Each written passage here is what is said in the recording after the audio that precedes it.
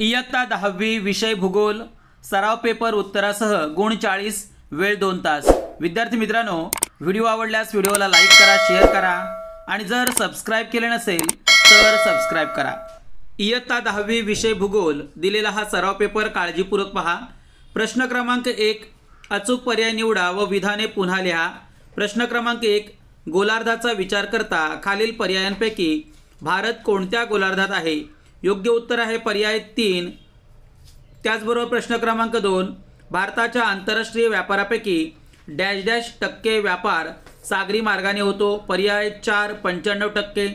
प्रश्न क्रमांक 3 साओ पावलोचा प्रदेश dash dash उत्पादनासाठी सुयोग्य आहे? उत्तर आहे पर्याय 2 कॉफी।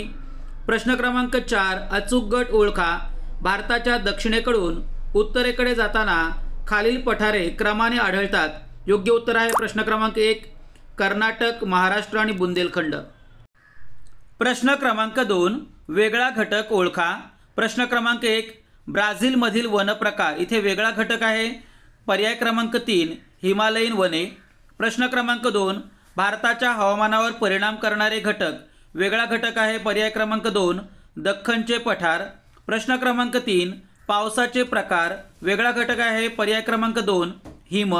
प्रश्न क्रमांक 4 ब्राझीलमधील कमी लोकसंख्या घनतेचे प्रदेश, पर्याय क्रमांक 1 पराना। प्रश्न क्रमांक 3 एका वाक्यात उत्तरे लिहा, कोणतेही 4 गुण 4।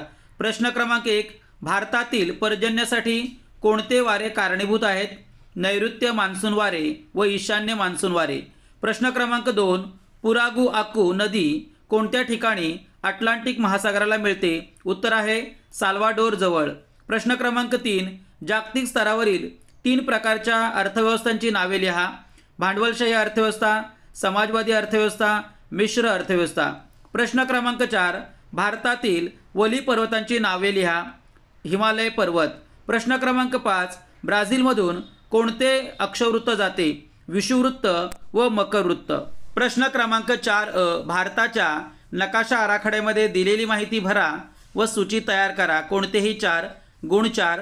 प्रश्न क्रमांक 1 राजधानीचे शहर, 2 सर्वाधिक नागरीकरण झालेला एक प्रदेश, 3 बंगालचा वाघ, 4 अरवली पर्वत, 5 अंदमान व निकोबार बेटे आणि 6 सुंदरबन। विद्यार्थी मित्रांनो, पुढे आपल्याला नकाशा भरून दिलेला आहे, तो काळजीपूर्वक पहा। विद्यार्थी मित्रांनो, भारताचा नकाशा पूर्णपणे भरून दिलेला आहे। पहिला आहे नवी दिल्ली, त्यानंतर दुसरा आहे चंदीगड, तिसरा आहे पश्चिम बंगाल, चौथा आहे अरवली पर्वत, 5वं आपल्याला ठिकाण दिलं आहे अंदमान निकोबार बेट आणि 6वं सुंदरबन। इथे आपल्याला सूचीसुद्धा दिलेली आहे, ती काळजीपूर्वक पहा। विद्यार्थी मित्रांनो, विवरण तसेच सांकेतिक चिन्ह व खुणांचा योग्य वापर करा आणि योग्य क्रमांक द्या, म्हणजे आपल्याला हमखास चांगले गुण मिळतील। येथे नकाशा पूर्णपणे भरून दिलेला आहे, तो काळजीपूर्वक पहा आणि अशाच प्रकारे नकाशा भरण्याचा सराव करा। प्रश्न क्रमांक 4 खालील ब्राझीलच्या नकाशाचे वाचन करून त्याखालील प्रश्नांची उत्तरे लिहा, कोणतेही 4 गुण 4। विद्यार्थी मित्रांनो, पुढे प्रश्न दिलेले आहेत आणि त्याची उत्तरंसुद्धा दिलेली आहेत, ती काळजीपूर्वक पहा। दिलेल्या नकाशाचे वाचन करूनच उत्तर लिहिणे अपेक्षित आहे। प्रश्न क्रमांक 1 ब्राझीलमध्ये कोणत्या प्रकारच्या वनांचे क्षेत्र सर्वाधिक आहे? विषुववृत्तीय वनांचे क्षेत्र, सदाहरित वने। प्रश्न क्रमांक 2 या वनांचे क्षेत्र ब्राझीलमध्ये कोठे आहे? ॲमेझॉन नदीच्या खोऱ्यात। प्रश्न क्रमांक 3 कोणत्या प्रकारच्या वनांचा प्रदेश सर्वात कमी आहे? समशीतोष्ण गवताळ प्रदेशाचे पंपास क्षेत्र। प्रश्न क्रमांक 4 दलदलीचा प्रदेश ब्राझीलमध्ये कोठे आहे? पॅराग्वे नदीजवळ पॅन्टानल येथे। प्रश्न क्रमांक 5 ब्राझीलमध्ये काटेरी झुडपी वने कोठे आढळतात? ब्राझीलच्या ईशान्य भागात। विद्यार्थी मित्रांनो, दिलेल्या या प्रश्नांची उत्तरं नकाशाचे वाचन करूनच लिहिणे अपेक्षित आहे। प्रश्न क्रमांक 5 भौगोलिक कारणे लिहा, कोणतेही 2। 1 मॅनोस शहराच्या तापमान कक्षेत वर्षभरात खूप मोठा बदल होत नाही। प्रश्न क्रमांक 2 भारताच्या पूर्व किनाऱ्यावर नैसर्गिक बंदरं कमी आहेत। प्रश्न क्रमांक 3 भारतामध्ये नागरीकरण वाढत आहे। आणि प्रश्न क्रमांक 4 ब्राझीलमधील दरडोई जमीनधारणा भारताच्या तुलनेत जास्त आहे। या दिलेल्या सर्व कारणांची उत्तरं पुढे दिलेली आहेत, ती सुद्धा काळजीपूर्वक पहा। प्रश्न क्रमांक 5 भौगोलिक कारणे लिहा याबाबतची कारणं आणि त्यांची उत्तरं इथे दिलेली आहेत। पहिल्या प्रश्नाचं उत्तर आणि दुसऱ्या प्रश्नाचं उत्तर इथे दिलेले आहे, ते काळजीपूर्वक वाचा। प्रश्न क्रमांक 3 आणि प्रश्न क्रमांक 4 या दोन्ही कारणांची उत्तरं इथे दिलेली आहेत, ती सुद्धा काळजीपूर्वक वाचा आणि सराव करून लिहा। प्रश्न क्रमांक 6 खालील माहितीच्या आधारे जोड स्तंभालेख काढा। विद्यार्थी मित्रांनो, साक्षरता प्रमाण टक्केवारीमध्ये दिलेले आहे।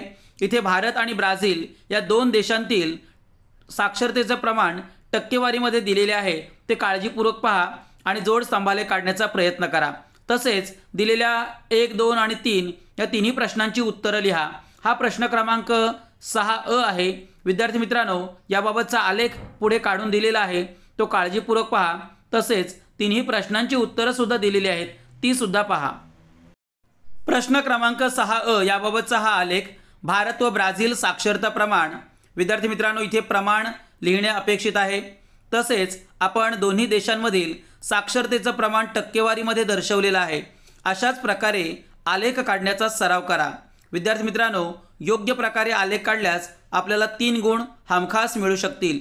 विद्यार्थी मित्रांनो, याच प्रश्नावर आधारित एकूण 3 प्रश्न दिले जातात आणि त्या तिन्ही प्रश्नांची उत्तरं खाली दिलेली आहेत, ती सुद्धा काळजीपूर्वक पहा।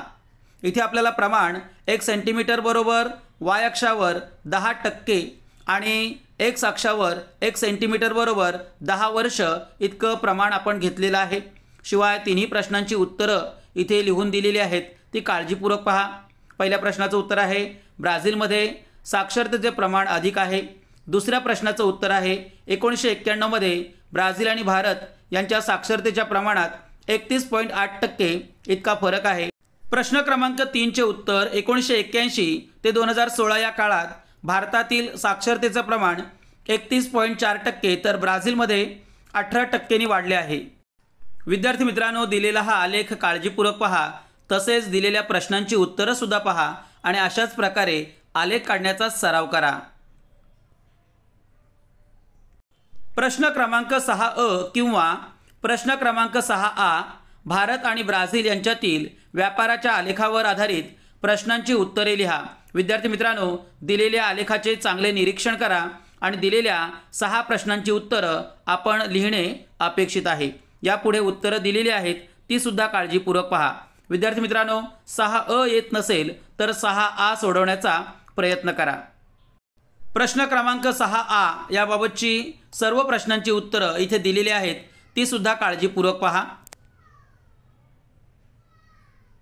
प्रश्न क्रमांक 7 सविस्तर उत्तरे लिहा, कोणतेही 2 गुण 8। प्रश्न क्रमांक 1 कारखान्यास क्षेत्रभेट करण्यासाठी प्रश्नावली तयार करा। प्रश्न क्रमांक 2 ब्राझीलच्या हवामानावर परिणाम करणारे घटक लिहा आणि प्रश्न क्रमांक 3 पुढील घटकांविषयक टिप लिहा। 1 प्राकृतिक रचना आणि अंतर्गत जलवाहतूक आणि 2 आधुनिक संदेशवहन। विद्यार्थी मित्रांनो, या तिन्ही प्रश्नांची उत्तरं आपल्याला पुढे दिलेली आहेत, ती काळजीपूर्वक पहा। प्रश्न क्रमांक 7 मधील प्रश्न क्रमांक 1 प्रश्न क्रमांक 2 आणि प्रश्न क्रमांक 3 या तिन्ही प्रश्नांची उत्तरं आपल्याला इथे दिलेली आहेत, ती काळजीपूर्वक पहा। आणि विद्यार्थी मित्रांनो, हा दिलेला पेपर सुंदर हस्ताक्षरात लिहा। हा पेपर केवळ सरावासाठी दिला आहे। विद्यार्थी मित्रांनो, प्रश्नपत्रिकेच्या स्वरूपानुसार अभ्यास केल्यास आपल्याला हमखास चांगले गुण मिळतील। विद्यार्थी मित्रांनो, आलेखाचा सराव करा, नकाशांचा सराव करा आणि दिलेला पेपर सुंदर हस्ताक्षरात लिहा। असेच नवनवीन व्हिडिओ पाहण्यासाठी व्हिडिओला लाईक करा, शेअर करा आणि जर सबस्क्राईब केले नसेल तर सबस्क्राईब करा। धन्यवाद।